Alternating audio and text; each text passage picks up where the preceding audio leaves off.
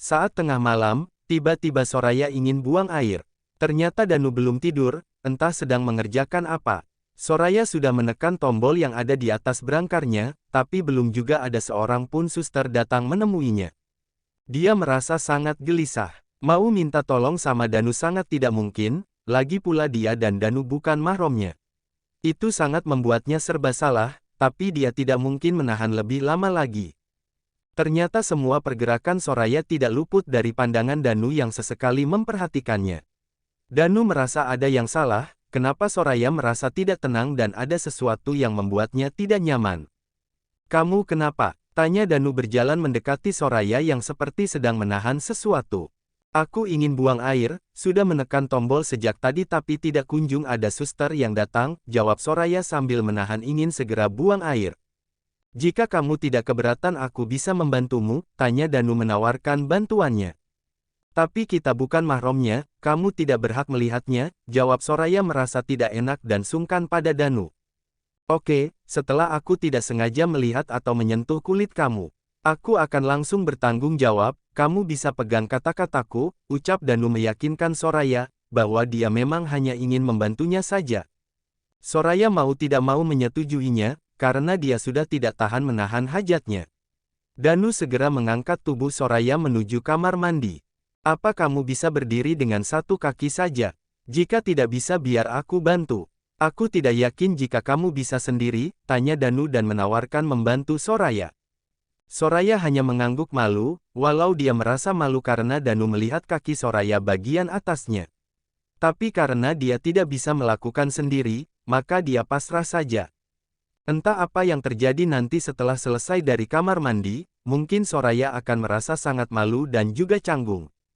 "Maaf aku tadi melihat dan menyentuh kaki bagian atas kamu, sesuai janji aku tadi. Aku akan bertanggung jawab atas semua yang sudah aku lakukan barusan," ucap Danu sambil membantu Soraya berbaring kembali. Soraya hanya diam saja, dia benar-benar sangat malu. Karena dia sudah memperlihatkan kaki bagian atasannya, walaupun hanya memperlihatkan bagian lututnya lebih ke atas sedikit, bagian paha bagian bawah saja. Tapi tetap saja membuatnya merasa sudah sangat salah. "Kenapa kamu tidak menjawabku? Apa kamu merasa aku tidak akan memegang janjiku sendiri? Jika iya, kamu salah menilai aku seperti itu. Karena prinsip aku, setiap pria yang dipegang adalah ucapan dan janjinya. Jika itu sudah bisa ditepati maka pria itu adalah pria sejati," jelas Danu sambil menatap Soraya yang sudah tiduran di berangkarnya. "Bukan masalah pria sejati atau semua janjinya ditepati, yang jadi masalah adalah pernikahan bukan barang percobaan, jika merasa hanya untuk tanggung jawab dan menepati janji saja itu salah besar. Bagi saya pernikahan adalah hal yang sakral, semuanya karena ibadah, bukan karena janji sesama manusia saja. Karena aku hanya ingin menikah atau dinikahi karena Allah, bukan yang lainnya. Jika soal yang tadi itu tidak masalah, karena semuanya adalah keadaan yang mendesak. Jadi Anda tidak perlu bertanggung jawab, atau mempertanggungjawabkan atas yang terjadi tadi," jelas Soraya panjang lebar dan akhirnya dia tertidur. Danu mencerna setiap ucapan yang dikatakan oleh Soraya, dia sama sekali tidak tahu apa-apa soal masalah pernikahan atau masalah janji. Dia merasa malu sendiri akan ucapannya tadi pada Soraya. Danu masih memandangi wajah Soraya, ternyata jika dilihat lebih dekat dan sangat lekat. Wajah Soraya memang sangat cantik natural. Alis yang tertata sangat rapi walaupun tidak memakai pensil alis, bulu mata yang lentik, hidung yang mancung dan bibir yang tipis dan ranum, apalagi bibirnya pink alami. Danu jadi membayangkan yang tidak-tidak melihat wajah tenang Soraya yang sedang tertidur lelap. Danu benar-benar tidak bisa tidur malam ini, dia selalu memandangi wajah Soraya. Danu takut jika dia tertidur maka Soraya menginginkan sesuatu dia tidak tahu, seperti tadi. Untung saja Danu belum tidur, jika sudah Soraya pasti memaksakan kakinya untuk berjalan menuju kamar mandi. Saat Danu sudah tidak bisa menahan kantuknya, Danu malah tertidur sambil duduk. Danu menundukkan kepalanya di atas berangkar pasien yang digunakan oleh Soraya, kepalanya ditumpu oleh salah satu tangannya. Soraya menggeliatkan badannya, tapi saat akan memiringkan badannya seperti ada sesuatu yang berada di dekatnya. Begitu terkejutnya Soraya melihat Danu yang tertidur sambil duduk. Pasti Danu nanti setelah bangun tidur akan sakit semua badannya. Soraya mau membangunkan juga merasa segan, sepertinya Danu tertidur sangat pulas. Soraya semakin tidak tega membangunkannya. Soraya akhirnya malah ikut tertidur lagi sampai ada seorang perawat wanita dan juga dengan seorang dokter akan memeriksa kondisi Soraya pagi ini. Selamat pagi Nona, sapa seorang dokter yang membangunkan sepasang pria dan wanita yang sedang tidur pulas. Pagi dok, maaf saya baru bangun, jawab Soraya. Tidak apa Nona, justru itu lebih bagus. Karena Nona cukup istirahatnya, ucap dokter yang sedang memeriksa kaki Soraya. Nona memang harus istirahat total. Cedera Nona sangat parah, ini membutuhkan waktu yang lama. Untuk beberapa bulan ke depan Nona tidak boleh menggunakan kaki Anda dulu, jelas seorang dokter setelah memeriksa dan menyuruh seorang suster mengganti prebannya. Jadi saya tidak boleh berjalan selama beberapa bulan dok. Apa tidak ada cara lain dok? Seperti terapi mungkin, soalnya saya harus kuliah. Apalagi sebentar lagi saya harus mempersiapkan untuk menyusun skripsi dok, ucap Soraya, dia tidak mungkin menunda-nunda skripsinya. Dia sudah sangat berjuang untuk mencapai semua ini. Masa karena cedera ini dia tidak bisa kuliah? Nona bisa melakukan aktivitas seperti biasanya tapi tidak untuk berjalan dulu. Nona bisa menggunakan kursi roda untuk Anda bisa bergerak, jelas dokter tadi.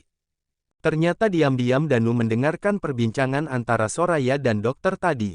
Ternyata Danu baru tahu jika Soraya masih bisa melanjutkan kuliahnya. Apalagi sambil bekerja, itu sangat membuatnya merasa kagum pada sosok seorang Soraya. Setelah dokter dan suster yang sudah mengganti perban di kakinya, Danu langsung menghampiri Soraya yang sedang termenung. Danu menghampiri Soraya sambil membawakan sarapan untuk Soraya. Kenapa melamun? Lebih baik kamu sarapan dulu, lalu minum obat. Supaya bisa cepat sembuh, ucap Danu sambil menyodorkan 1 sendok makanan.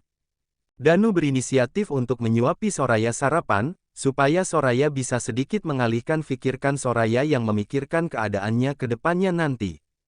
Ternyata Soraya menerima saja suapan demi suapan dari Danu, hingga habis 1 mangkok penuh bubur ayam. Lalu Danu memberikan obat pada Soraya untuk diminum. Terima kasih, ucap Soraya setelah selesai meminum obatnya. Sama-sama, jawab Danu sambil meletakkan gelas di atas nakas. Lebih baik kamu istirahat lagi saja, supaya cepat pulih dan diperbolehkan untuk pulang, ucap Danu sambil membenarkan selimut untuk menutupi kaki Soraya. Aku tidak akan pulih secepat itu.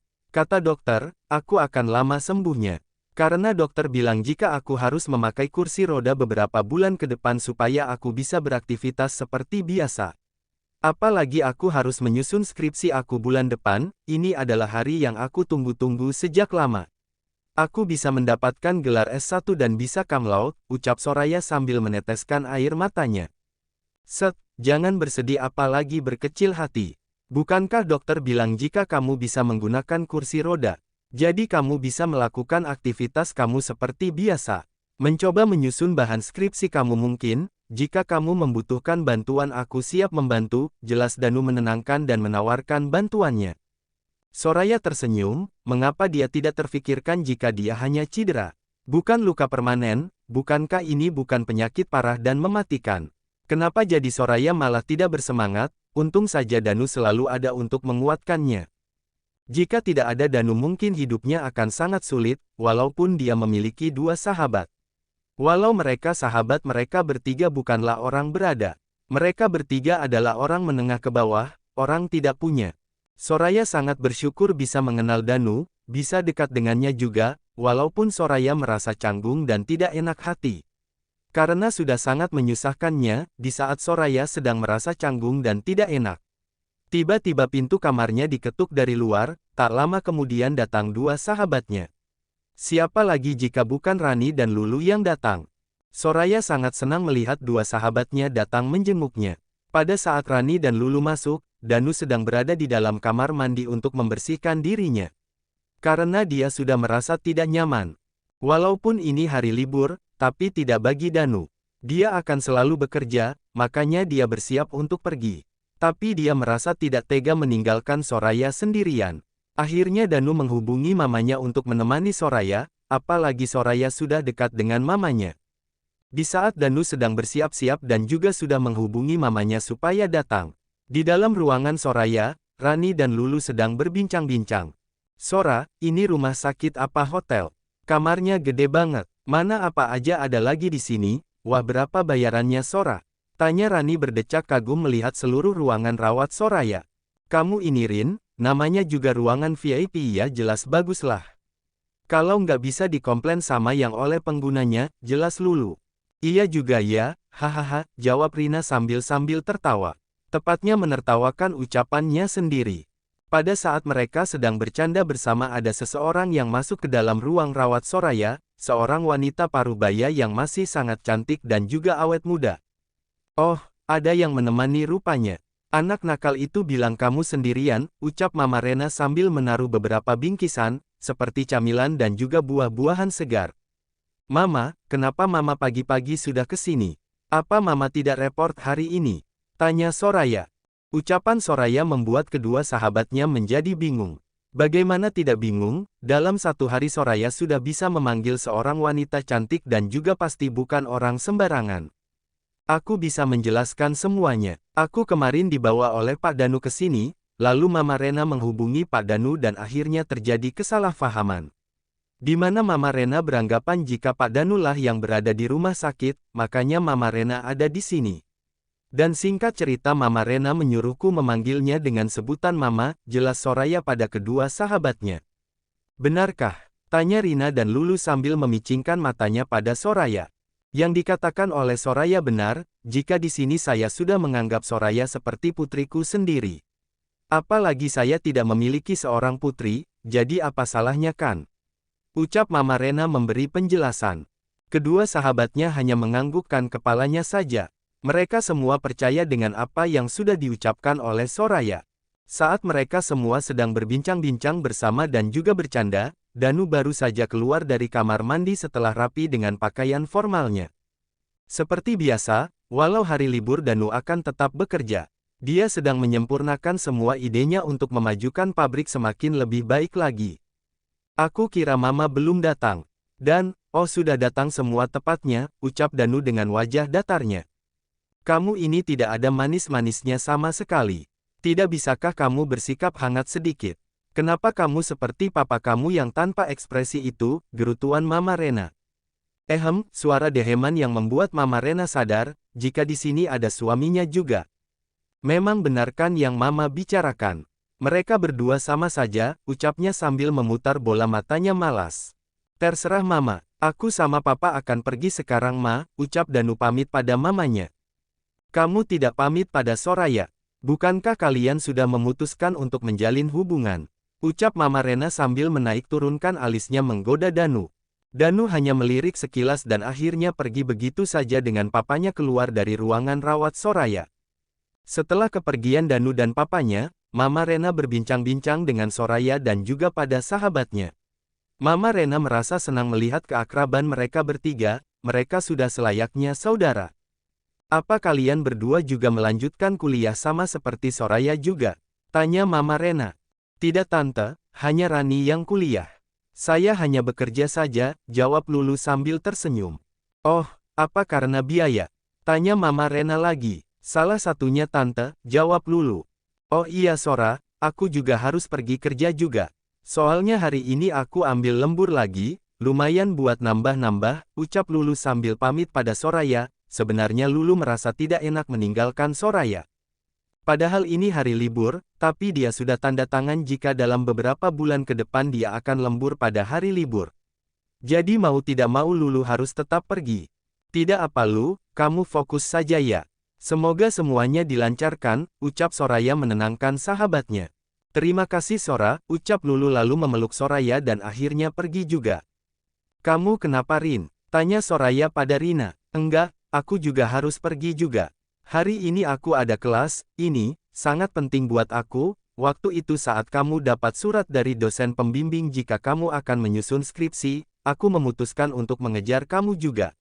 Makanya hari ini aku harus datang, supaya aku juga bisa cepat menyusul kamu.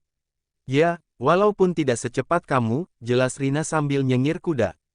Kamu ini, ya sudah kamu pergi saja. Aku di sini tidak akan kemana-mana juga kan. Lagi pula ada Mama Rena juga yang jagain aku, jadi kamu harus semangat terus buat bisa menyusulku, ucap Soraya sambil tersenyum dan tidak melupakan pukulan pedasnya pada bahu Rina. Oke, aku pergi ya. Ingat jangan banyak bergerak dan banyakin istirahat, pamitnya sambil memeluk Soraya. Setelah kepergian kedua sahabatnya, Soraya mencoba menyibukkan dirinya dengan membaca beberapa buku yang tadi dibawa oleh Rina. Soraya sangat fokus membaca sampai-sampai Mama Rena tidak tega untuk mengganggunya. Soraya juga sesekali menggunakan laptopnya untuk mengetik bahan-bahan skripsinya. Bahkan saking semangatnya mengerjakan tugasnya sampai lupa jika ini sudah waktunya untuk makan siang. Sampai segitunya yang lagi menyusun skripsi, sampai lupa makan begini, ucap Mama Rena. Maaf ya Ma. Aku keasikan ngetik membuat Mama jenuh ya? Tanya Soraya, bukannya menjawab malah memberi pertanyaan juga. Kamu nih makan siang dulu, setelah itu minum obatnya. Jangan maksain dulu, kamu harus banyak-banyak istirahat. Supaya badan kamu cepat fit lagi, jelas Mama Rena sambil mengarahkan 1 sendok penuh makanan. Terima kasih Ma, ucap Soraya sambil mengunyah makanan yang diberikan oleh Mama Rena. Mama Rena menyuapi Soraya dengan sangat telaten dan juga penuh kasih sayang. Soraya benar-benar merasa seperti mempunyai seorang ibu, yang selalu menyayanginya. Menyuapinya jika sedang sakit, mengingatkan supaya selalu banyak istirahat, dan lain sebagainya. Mama Rena juga merasa sangat bersyukur bisa memberikan perhatiannya pada Soraya, gadis cantik dan juga baik. Dia seperti memiliki seorang putri, jika sedang manja seperti ini. Dulu Danu juga akan manja seperti ini padanya. Tapi, sejak cintainya dikhianati, dia semakin berubah dan sifatnya sama persis dengan papanya. Selalu bersikap dingin dan datar. Bahkan Mama Rena sempat sangat khawatir melihat perubahan dari Danu, dia merasa Danu bukanlah dirinya.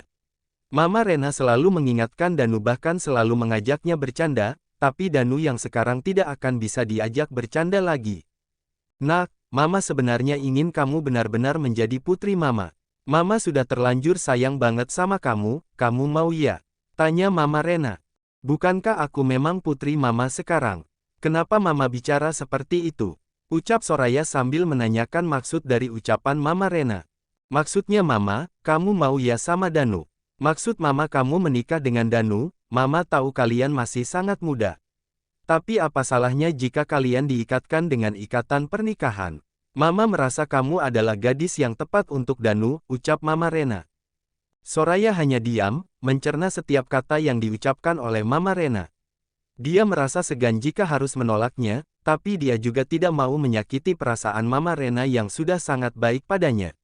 Soraya benar-benar berada dalam dilema, dia tidak tahu harus bagaimana. Keputusan apa yang akan dia ambil, menolak atau menerima. Itu semua benar-benar membuatnya merasa sangat tidak nyaman akan situasi seperti ini.